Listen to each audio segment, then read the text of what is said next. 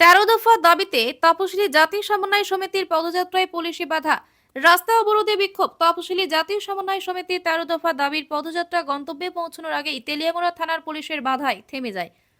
বুধবার মহোৎসরা পল্লী মঙ্গল ক্লাব সংলগ্ন এলাকায় এই ঘটনা ঘটে। পুলিশি বাধার প্রতিবাদে পদযাত্রায় সামিল জনগণ জাতীয় সড়কে পথ অবরোধ করেন।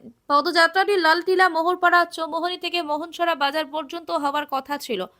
পূর্ব পরিকল্পিত কর্মসূচি অনুযায়ী মহোৎসরা বাজারে পথসভার আয়োজনের জন্য সংগঠনটি তেলিয়ামুড়া ও কল্যাণপুর থানা থেকে অনুমতি নিয়েছিল।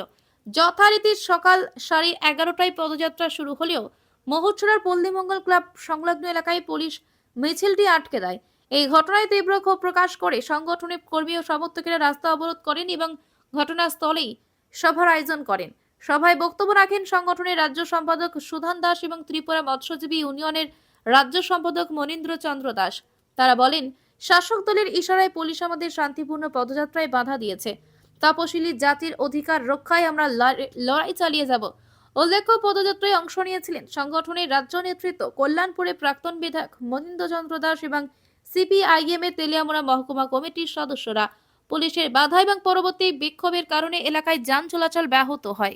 মানুষের ক্ষতিপূরণ দিতে হবে, যাদের ক্ষতি হয়েছে এখন চিহ্নিত করে যাদের ক্ষতি হয়েছে তাদেরকে দিতে হবে। আমরা দেখেছি দলবাজি করছে বিজেপি, এখানে পঞ্চায়েত থেকে ধরে যারা ব্লক আছেন তারা দলবাজি করছে। দলবাজির পরিপ্রেক্ষিতে আমরা দেখেছি যারা সত্যিকারের এফেক্টেড, সেইখানে আমরা দেখেছি তারা সেই এফেক্টেড যারা হয়েছেন তাদেরকে সেই ক্ষতিপূরণ দেয়নি। যাদের বাড়ি করে জল ঢুকেনি বিজেপির নেতা তাদেরকে অনেক টাকায় হেল্প করেছে, যাদের ক্ষতি হয়েছে তাদেরকে হেল্প করিনি।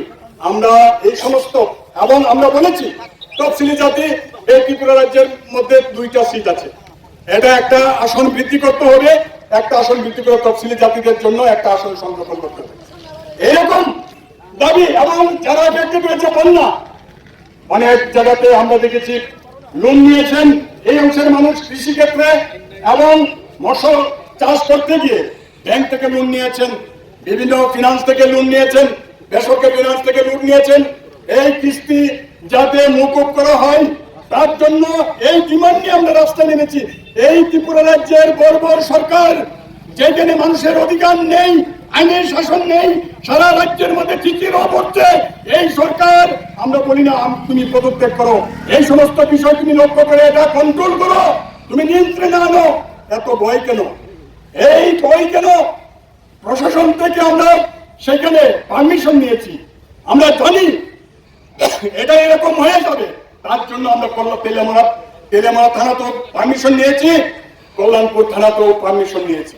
জানি এই কল্যাণপুর কেন্দ্রের বিধায়ক পিনাকি দাস চৌধুরী অনেক ভাবে যাতে সিপিআইএম মিছিল না করতে পারে, মিটিং না করতে পারে এবং মানুষের অধিকারের কথা, এই আইনের শাসন দিন, এই সমস্ত কথা লুটপাট চলছে চারিদিকে, এই সমস্ত কথা যাতে না বলতে পারে তার জন্য মিটিং মিছিল করতে দেওয়া হবে না। তার জন্য আমরা দেখেছি এই ডেপুটেশনের আমরা এই যে পারমিশন নিয়েছি এর পরিপ্রেক্ষিত গতকালকে পার্টি বিশেষে কিছু ছেলে মেয়েদেরকে উস্কিয়ে দিয়েছেন তোমরা স্বচ্ছ অভিযান করো।